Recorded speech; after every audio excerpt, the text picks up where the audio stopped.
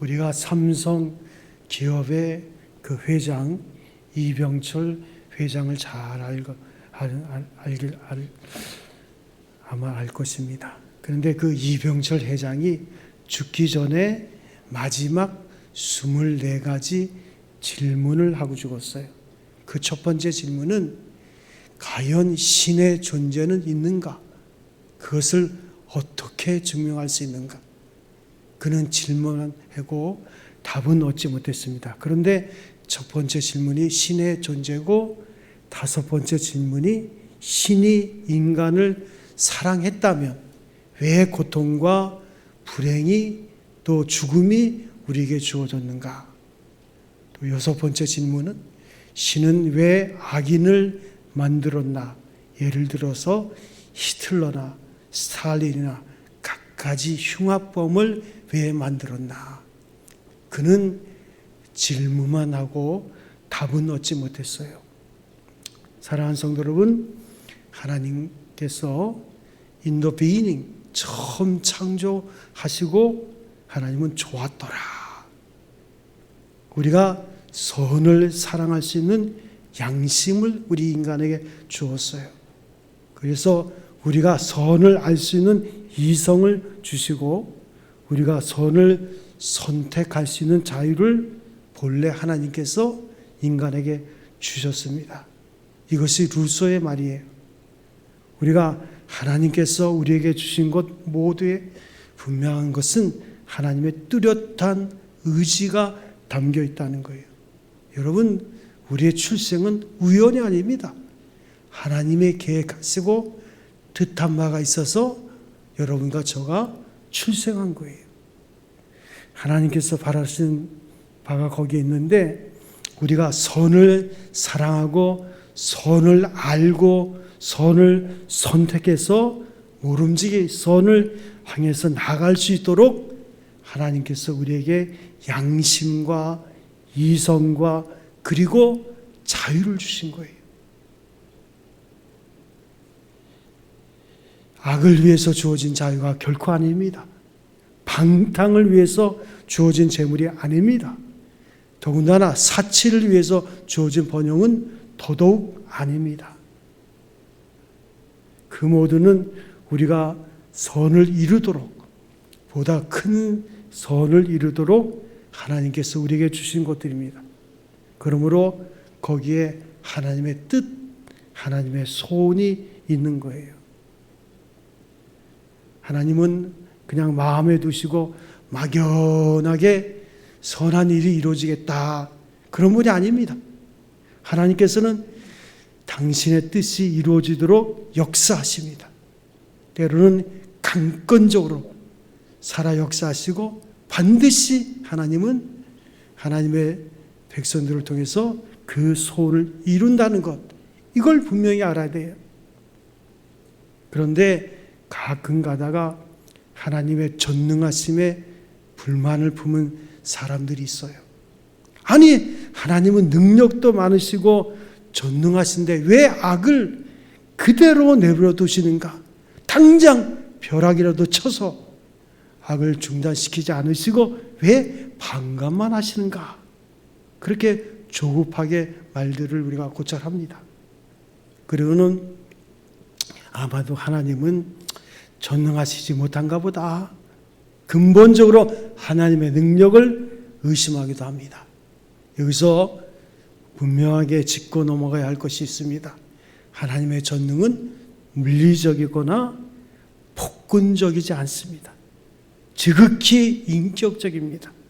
또한 하나님의 전능은 율법적이거나 또한 형벌적이거나 파괴적이거나 심판적이지 않습니다.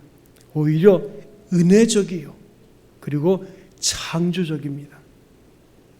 상징적으로 말씀하면 아버지의 엄격한 일하기보다는 어머니의 끝없는 사랑이라 할 수 있어요. 이를테면 엄격한 아버지가 어린아이에게 가라, 먹어라, 자라라, 공부하라, 일마다 해라, 하지 말라, 이렇게 해보세요. 아이는 아버지가 무서워서 시키는 대로 하기는 합니다마는 억지로 하는 것이기에 결국은 아버지의 관계가 점점점 멀어지는 거예요. 그런데 어머니의 경우를 보세요. 어머니는 그렇지 않습니다. 아버지처럼 강압적이지는 못하지만 간절하게 부탁하고 눈물로 호소하고, 그래서 간혹 아이들이 어머니의 말을 가볍게 여겨 무시하는 경우가 있지만은 나이가 들고 보면 전적으로 어머니의 승리였음을 깨닫게 되는 거예요. 그 어머니의 간곡하고 희생적인 사랑에 감동을 받아서 비로소 사람이 되는 거예요. 그래서 이런 이야기가 우솝우화에 있습니다. 우리가 잘 아는 이야기예요. 어느 겨울날 바람과 해가 내기를 합니다. 자, 저기 지나가는 사람의 옷을 벗기는 내기를 하는데, 이렇게 해서 먼저 바람이 엄청나게 있는 힘을 다해서 바람을 일으키는 거예요. 그러니 바람이 세게 불면 불수록 그 사람은 점점 더 옷을 감아지고 몸을 웅크립니다. 끝내 그 옷을 벗길 수가 없었어요. 그런데 이제 태양의 차례가 돼서 해가 따뜻한 햇볕을 계속해서 내리쬐입니다. 그 사람은 하도 더워서 마침내 옷을 훌렁 벗고 마는 거예요. 여러분, 어느 쪽이 이긴 겁니까? 하나님의 전능이라고 하면 흔히 강압적인 전능을 생각하기 쉽지만은 우리는 하나님의 전능이 인격적인 전능이요, 지극히 사랑하심의 전능을 우리가 바로 알아야 돼요. 그래서 사도 바울은 고린도전서 1장 24절에 예수님은 누구시냐? 그렇게 말할 때 그리스도 예수는 하나님의 능력이요 하나님의 지혜니라 그랬어요. 그래서 그리스도 예수의 능력은 죽기까지 사랑하신 십자가의 능력입니다. 이 십자가의 신비로운 간증, 고백, 그 지식을 바로 이해할 수 있을 때 우리는 비로소 크리스찬이 되는 거예요. 오늘 성경 본문의 이야기는 아주 쉬운 예입니다. 자, 농부가 밭을 정성껏 깔아 좋은 씨만을 골라서 뿌렸어요. 그런데 얼마 후 나가보니까 싹이 나서 막 자라는데 알곡을 기대하고 심었는데 뿌리지 아니한 쭉정이 가라지가 함께 자라고 있는 거예요. 그래서 종들이 주인에게 와서 큰일 났습니다. 아니, 좋은 씨를 뿌렸는데 어디서 이렇게 가라지가 생겨났는지. 그때 주인이 대답합니다. 원수가 와서 뿌렸겠지. 우리가 그것을 가서 뽑아버릴까요? 그럴 때 주인이 판결을 내립니다. 가만 두어라. 가을 추수 때에 가라지가 제 모습을 드러내면 가라지를 먼저 거두어 불사르고 알곡은 따로 거둬서 곡간에 넣게 하리라. 우리 인생에는 추수의 법칙이 있습니다. 제가 새벽 때마다 많이 얘기를 하는데 심은 대로 거둡니다. 그렇지 않습니까? 심은 대로 거둔다는 이치를 우리가 알아야, 믿어야 돼요. 이 엄연한 진리에 대해서 확실한 신앙을 가지고 있어야 됩니다. 그렇다면 우리에게는 문제가 없는 거예요. 그런데 심은 대로 거둔다는 이 엄연한 진리에 불만을 가진 사람들이 많아서 문제인 거예요. 그들 때문에 세상이 혼란합니다. 악을 심으면 악이 나고 그 악이 자손 만대까지 이어지는 거예요. 남에게 눈물을 흘리게 하면 언젠가는 내 눈에서 피눈물이 흐른다는 것을 잊어서는 안 돼요. 남의 마음을 아프게 하면 반드시 내 마음도 아플 것입니다. 악을 심으면 악을 거두는 거예요. 이것을 의심하지 않고 믿지 못하는 사람들로 인해서 세상이 혼란한 거예요. 그런가 하면 선한 사람도 그렇습니다. 선한 일을 하다가 왜 낙심하는지 모르겠어요. 성경은 사랑하고 희생하고 봉사하다가 어느 날 느닷없이 중단을 벌이는데 선을 심으면 선으로 거둔다는 이치를 우리가 알아야 돼요. 이걸 불신해서 안 됩니다. 당장 도답이 있느냐 없느냐, 성급히 있느냐 없느냐, 남이 알아주냐 알아주지 않느냐, 이게 무슨 상관이 있습니까? 부지런히 선을 심으면 언젠가는 반드시 선을 거두는 거예요. 사랑하는 성도 여러분, 우리에게는 살아계신 하나님이 있고 하나님 앞에서 우리의 인생이 있는 줄로 믿습니다. 너무 조급한 나머지 도중에 낙심하고 많은 그런 사람들을 우리가 흔하게 보는 거예요. 그래서 성경은 선을 행하다가 낙심치 말지니 때가 이르면 반드시 거두리라. 그러므로 우리가 낙심할 것이 없습니다. 심은 대로 거둔다는 거예요. 제가 새벽에 그런 말씀드려요. 심은 대로 거두는데 선을 심으면 선을 거두고, 악을 심으면 악 거두고, 많이 심으면 많이 거두고, 적게 심으면 적게 거두고, 좋은 것을 심으면 좋은 것을 거두는데 심지 않은 것을 거둘 때가 있어요. 언제일까요? 부모들의 기도입니다. 부모들이 기도하면 우리 아이들이 심지 않은 것을 거둬요.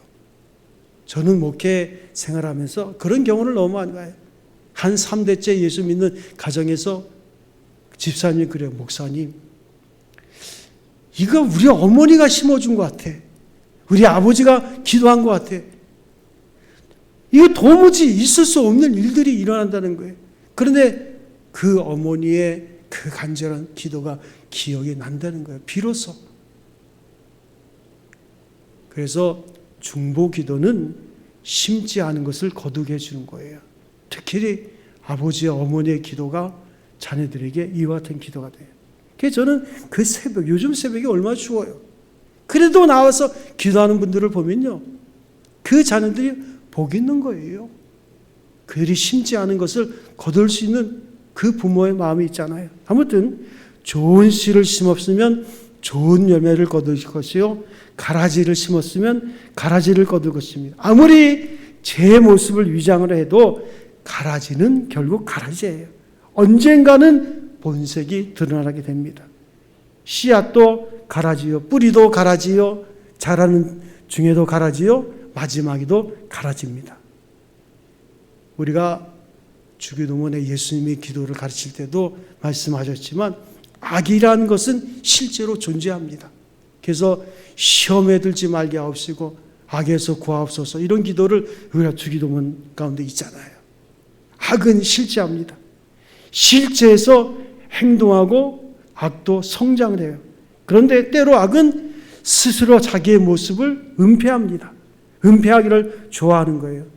악이 아닌 것처럼 선인 것처럼 위장에 아주 능합니다. 어느 때에 이르면 그러나 결국은 제 본색을 드러내고 그리고 심판을 받게 됩니다. 자, 완전한 은폐란 불가능한 거예요. 완전 범죄란 없는 거예요. 그러나 어느 기간 동안은 함께 자라는 거예요. 본문의 말씀과 함께 자라게 두라. 그 함께 자라는 과정이 있어요. 그래서 오늘 본문 성경을 자세히 읽어보면 주인과 종의 관점이 달라요. 자, 하나님과 우리 인간의 시각이 달라요. 종들은 가라지가 나는 것을 보고 그냥 마음이 급해가지고 놀라와서 주인에게 달려와서 가라지가 어디서 났습니까? 씨 뿌리지 않은 가라지가 어떻게 생겨났을까요? 그러나 주인은 태연하게 원수가 와서 뿌렸나 보지 뭐. 이 점을 우리가 잊지 말아야 돼요. 우리는 악의 우연성을 생각하지 말아야 됩니다. 간혹가다 실수를 하거나 화가 나서 자기도 모르는 사람의 거친 말이 튀어나올 때가 있어요. 그리고는 이른바 사과한다는 것이 나는 원래 그런 사람이 아닌데 그만 깜빡해서 엉뚱한 말을 해버렸다고. 정말로 그럴까요? 여러분, 다윗은 범죄할 때 내가 죄를 지었습니다. 내가 하나님 앞에 죄를 지었습니다. 그리고 하는 말이 뭐예요? 내가 어머니 태로부터 죄인입니다. 어머니가 나를 잉태할 때 이미 나는 죄인이었습니다. 다윗의 고백이 이런 거예요. 시편 139편에. 시편 51편에도 그렇죠. 실수가 아닌 거예요. 죄는 결코 우연이 아닙니다. 본디 있었던 것이 어느 기회를 타서 밖으로 드러난 것뿐이에요. 그래서 사도 바울은 로마서 7장에 말씀합니다. 내가 한 법을 깨달았는데 곧 선을 행하기 원하는 나에게 악이 함께 있는 것이로다. 선과 악의 두 마음이 함께하는 모순적 존재가 인간입니다. 이걸 솔직하게 고백하고 있는 거예요. 그래서 우리는 영혼은 구원받았지만 우리의 몸은 아직도 죄를 가지고 있어요. 언제까지? 죽을 때까지. 흙으로 돌려보는 그때까지. 그래서 우리는 항상 우리의 몸과 영혼이 갈등을 일으키고 있는 거예요. 그래서 과연 이제 우리가 악을 행하는 것이 우연인가? 환경의 산물인가? 다른 사람을 탓할 것도 또 사회를 탓할 것도 없어요. 내 속에 깊이 잠재져 있던 것이 오늘에 나타났을 뿐이에요. 악의 실제를 내 안에 있는 악의 실제를 인정할 줄 아는 데서부터 진실로 우리의 삶이 겸손한 자의 마음으로 주님을 찾게 돼 있는 거예요. 또한 종들은 이 사건을 너무 부정적으로 보고 있어요. 가라지가 많이 났습니다. 그냥 두었다가는 농사를 막 지겠는데요. 크게 걱정하고 있어요. 그런데 주인은 긍정적으로 봅니다. 가라지가 좀 있다고 걱정할 것 없다. 추수 때까지 기다리자. 여러분, 일마다 부정적으로 보는 사람이 있어요. 이 가라지 하나로 전체를 그렇게 어둡게 보는 사람이 있어요. 그래서 주인은 더 많은 더 좋은 씨앗을 바라보면서 이 농사를 긍정적으로 바라보는데 종들은 마음이 조급합니다. 당장 심판을 해서 결단을 내려가는 거예요. 가서 뽑아버릴까요? 주인에게 조급하게 묻습니다마는 주인은 가만두라 말하고 있어요. 하나님의 인내하심이 그렇습니다. 하나님께서는 오래오래 참으십니다. 예수님께서 체포당할 때 그 순간까지 예수님 참으셨어요. 가룟 유다가 앞장서서 라피어 하면서 예수님에게 딱 어둠 속에서 입을 맞힐 때 그게 신호가 돼가지고 병사들 우르르 몰려서 예수님을 잡아요. 이때 베드로가 흥분해가지고 칼을 빼서 휘두릅니다. 베드로가 정신없이 칼을 휘둘 때 제사장 말고의 귀가 떨어져 나갔어요. 그때 예수님께서 떨어진 귀를 도로 붙여주셔서 말씀하십니다. 이것까지 참으라. 지금 십자가를 져야 하는 판에 쓸데없이 칼을 왜 휘두르냐? 의미 깊은 말씀이에요. 하나님은 인내하십니다. 십자가는 하나님의 인내 한계예요. 이렇게까지 참으시는 하나님. 그런데 우리들의 가진 모습은 무엇일까요? 다른 사람의 나쁜 짓을 하면 당장 그 사람 하나님이 벼락을 내리시지 왜 그냥 두냐고 하면서 자기 잘못에 대해서는 오래오래 참아주시기를 바라고 있어요. 다른 사람에 대해서는 엄격하고 자기 자신에 대해서는 그렇게 간대할 수가 없어요. 이게 모순 아닙니까? 하나님께서는 악한 자의 밭에도 비를 내리시고 선한 자의 밭에도 비를 내리십니다. 고루고루 내려주시는 거예요. 내 허물을 참아주시되 다른 사람의 악도 오래오래 참아주시는 하나님이세요.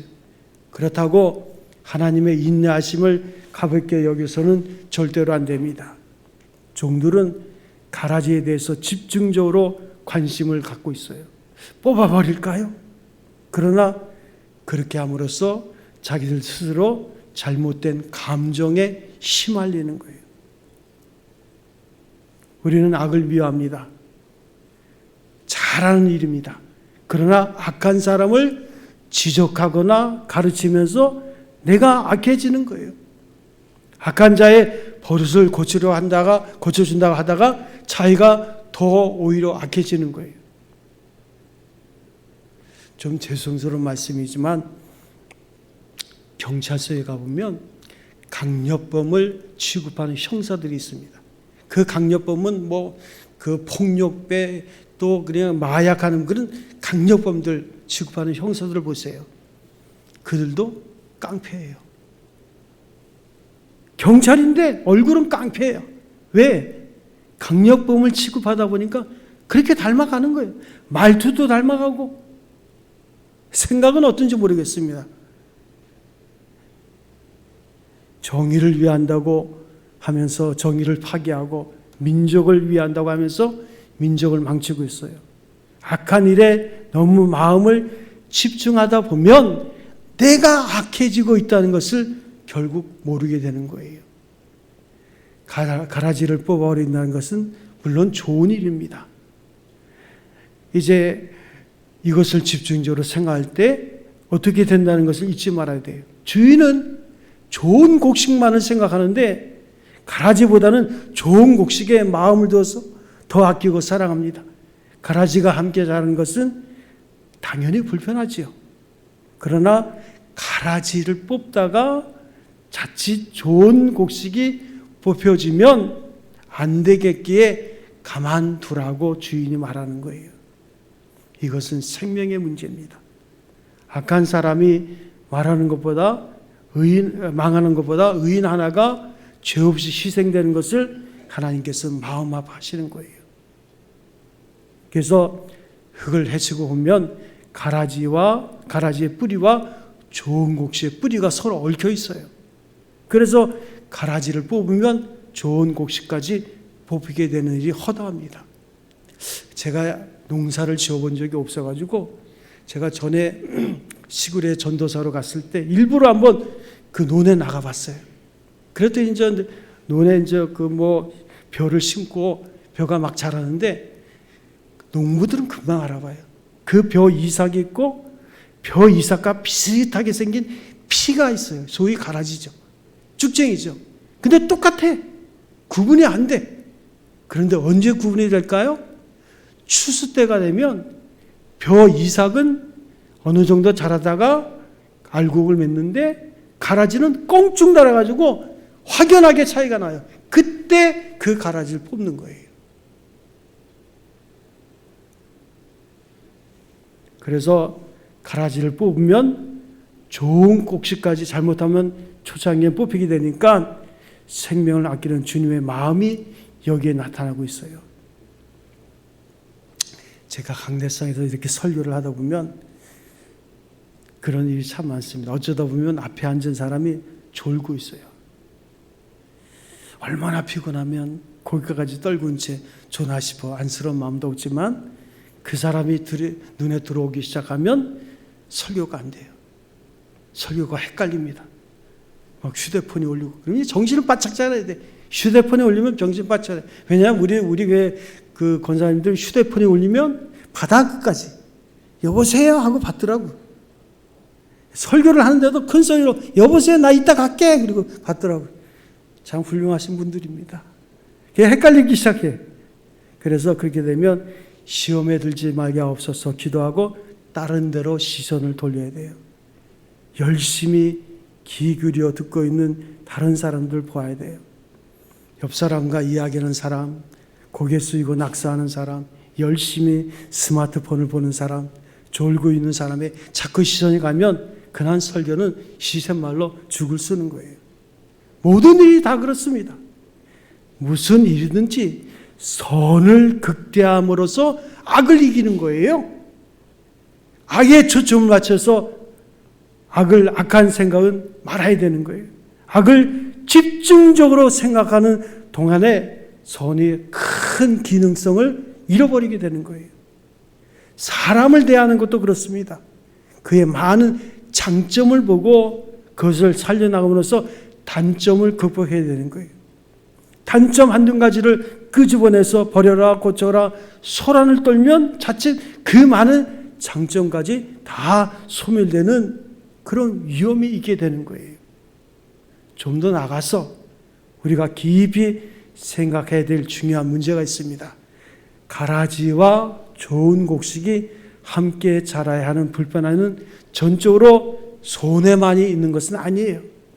선과 악이 함께 거하다 보면 악을 통해서도 유익함이 주어집니다. 물론 불편하기는 하죠. 근데 분명히 악을 통해서도 유익함이 주어져요. 믿음으로 잘 들으시기 바랍니다. 어떤 사람이 산속에다가 목장을 크게 짓고 수백 마리의 양을 치고 있었어요. 처음에는, 여름에는 다른 짐승들이 먹을 것이 많으니까 뭐 그런 대로 조용한데, 문제는 겨울입니다. 겨울이 되면 이제 우리의 가둬놓은 양들을 노리고 여우나 일이나 그 산한 중지들이 목장 주위로 몰려드는 거예요. 주위에 몰려들어서 막 울음소리를 내면 양들은 겁에 질려서 벌벌벌 떨면서 정신없이 우리 안을 돌아다닙니다. 그러다가 간혹 한두 마리 잡혀 먹기도 해요. 그래서 주인이 사냥꾼을 동원해 가지고 근방에 있는 여우와 이리를 모조리 잡아서 죽였어요. 이제는 이리 소리도 여우 소리도 들리지 않아요. 양들은 무럭무럭 잘 자라고 많이 번식을 합니다. 그런데 이상한 것은 겨울만 되면 많은 양이 얼어 죽는데, 일이나 여우에게 잡혀 죽는 그 양보다 더 많은 양들이 얼어서 죽는 거예요. 처음과 똑같은 시절인데 얼어 죽는 것이 이상해서 조사해 보니까 원인은 다른 데 있지 않았습니다. 우리 밖에서 짐승의 울음소리가 들릴 때는 무서워서 벌벌벌 떨면서 내내 우리를 돌아다녔으니까 그것이 운동이 돼서 얼어 죽지 않았던 거예요. 그런데 이러한 위험이 없어지니까 그저 배불리 먹고 늘어져라 잠만 자다가 얼어 죽는 거예요. 악의 유익함이란 것이 바로 이것입니다. 그래서 영국에서는 그 바닷가에서 청어를 잡으면 그 청어를 소비자가 싱싱한 청어를 먹도록 하려면 어떻게 하는지 아세요? 그 많은 청어가 있는 거기다가 청어의 천적 고기 한 마리를 넣어 놓은 거예요. 그러면 그걸 피해 다니다가 싱싱한 청어를 소비자가 먹게 되는 거예요.